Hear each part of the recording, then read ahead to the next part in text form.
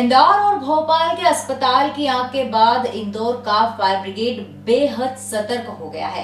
Fire brigade के अधिकारी आग से बचाव के लिए अलग अलग विभाग में कार्यशालाएं ले रहे हैं। एमवाई के अधीक्षक ने बताया कि आग से बचाव के लिए अस्पताल के स्टाफ को भी ट्रेनिंग दी गई। इसके अलावा फायर ब्रिगेड के अधिकारी ने बताया कि अब हम आग से बचाव के लिए अलग अलग विभाग के साथ ही लोगों को भी जागरूक कर रहे हैं ताकि प्रत्येक व्यक्ति आग से बचाव कर सके। अधिकारियों ने फायर यंत्रों के इस्तेमाल करने की विधि भी साझा की है। देखिए, ये सतत अभियान है। कोई ऐसा नहीं हो सकता कि सुरक्षा के लिए आपने एक बार इंस्ट्रक्शन दे दिया, एक बार बोल दिया, एक बार कुछ कर दिया। आपको मतलब दिन प्रतिदिन आपको उसका परीक्षण करना होगा और सुधार करने होंगे।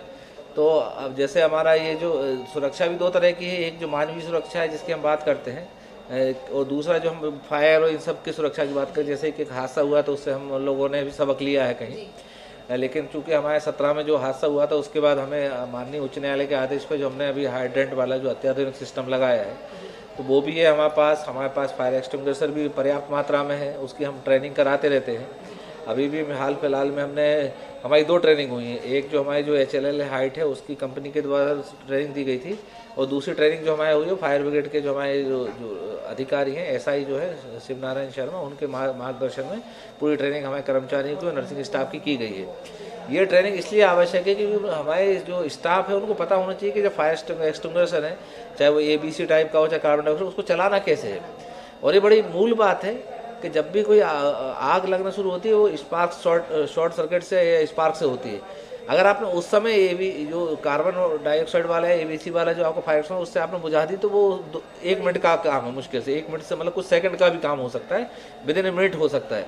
लेकिन अगर वो थोड़ी देर आप लापरवाह हो गए तो बहुत लंबे मतलब फिर वो पूरी फैल गई तो फिर उसको नियंत्रण करना मुश्किल होता है ना। इसलिए उसकी ट्रेनिंग बहुत आवश्यक है। तो वो हम करवा रहे हैं, पहले भी करवा चुके हैं, और अभी तो हमारे 2 बार हो चुकी है। और हम कोशिश कर रहे हैं कि जितनी बार हम उसको हर महीने या 2 महीने में एक बार उसको हम रिपीट करवाएं। हमारे ट्रेनिंग के लिए इंटरनल सिस्टम भी है, तो हम वो कर रहे हैं।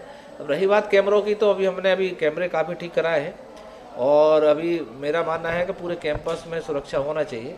तो उसके हिसाब से भी हम तैयारी कर रहे हैं कि हम और कैमरे लगाएं, जिससे कि बाहरी सुरक्षा भी पुख्ता हो। तो ये प्रक्रिया है, चलती रहेगी। डॉक्टर PS ठाकुर, अधीक्षक एमवाई अस्पताल इंदौर। इंदौर शहर में चारों तरफ बहुमंजिला भवनों की भरमार है। यहाँ पर ऊंचे ऊंचे भवनों के साथ ही व्यावसायिक भवन, अनेक होटल, अस्पताल और स्कूल आदि भी हैं, जहाँ पर कई बार आग ने विकराल रूप दिखाते हुए काफी नुकसान पहुँचाया है। इंदौर का फायर ब्रिगेड हर मामले में अनेक खूबियों से लैस है। कई बार आग से होने वाले नुकसान से भी बचाया है। फिर चाहे एमवाई की ऊपरी मंजिल के बच्चों के वार्ड में लगी आग हो या फिर सावेर रोड की फैक्ट्रियों में लगी आग मालवा मिल हो, लकड़ी का पीठा हो या फिर अन्य कोई जगह हो, हर बार फायर ब्रिगेड के जवानों और अधिकारियों ने अपनी उपस्थिति दर्ज कराई है। हाल फिलहाल में भोपाल के अस्पताल की आग को लेकर इंदौर का फायर ब्रिगेड भी सतर्क हो गया है और अलग अलग विभाग के कर्मचारियों को ट्रेनिंग दे रहा है। सबसे पहले एमवाई के स्टाफ को प्रशिक्षण दिया गया।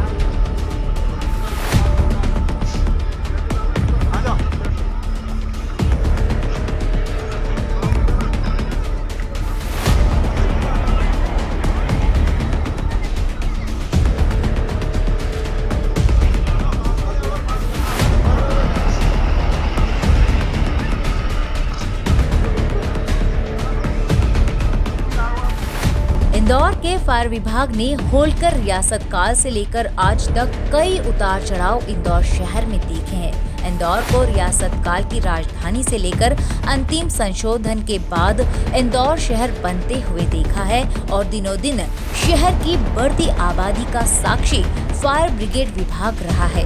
कम संसाधन से आग बुझाते बुझाते कई बार तो फायर ब्रिगेड के जवानों ने आग से खेला है।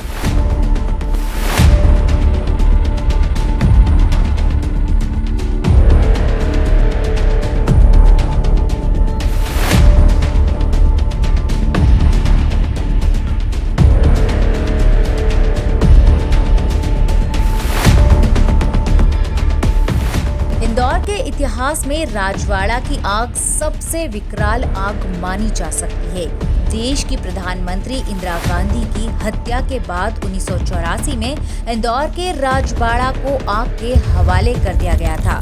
ये अब तक की सबसे बड़ी आग थी, जिसे कई दिनों के बाद भी नहीं बुझा सके थे और राजवाड़ा का कई हिस्सा जलकर राख हो गया था। लेकिन अब इंदौर में भवन बनाने के साथ ही अन्य दस्तावेजों के साथ ही फायर विभाग की एनओसी भी लेनी पड़ती है और आग से बचाव के सुरक्षा के साधन उपलब्ध रखना होते हैं या फिर उनको भवन में लगाना होता है। इसके लिए जिला प्रशासन के निर्देशानुसार फायर सिस्टम को डेवलप करना होता है, तभी एनओसी मिल पाती है। इंदौर के नेहरू स्टेडियम में बुधवार को नगर निगम कर्मचारियों को आग से सुरक्षा करने के लिए फायर विभाग ने कार्यशाला आयोजित की। इसके साथ ही कर्मचारियों को आग से बचाव के तरीके बताए और काम करते समय किन किन बातों का ध्यान रखना है, इसकी जानकारी भी दी। जो ये इक्विपमेंट है, ये यदि आपको मिलता है तो ये आप पहन सकते हो। इसका जो सिलेंडर है, ये इसमें नेचुरल गैस भरी रहती है और इसका एक मीटर गेज होता है। मीटर गेज में ये मीटर गेज में आप इसका प्रेशर देख सकते हो। मान लो किसी ने आपको ये दे दिया और बोले ले पहन के उतर जाओ, तो आप ऐसा नहीं कि इसको पहन लिया और बस उतर गए। कई बार एक्सीडेंट हो जाता है, कहीं हड्डी टूट गई, कहीं कुछ हो गया, तो कैसे उसको सुरक्षित अस्पताल तक ले जाएं, ये चीज़ है। बस इन चीज़ों का ख्याल रखें और खुद सुरक्षित रहते हुए काम करना है हमको, ये चीज़ का ध्यान रखें। चलिए, धन्यवाद। जिला प्रशासन द्वारा निरंतर ये प्रयास किए जा रहे हैं कि इसका जो फायर ऑडिट हो, हर जगह हो, हॉस्पिटल्स में हो, बहुमंजिली इमारतों में हो, ये लगातार फायर ऑडिट्स हो रहे हैं।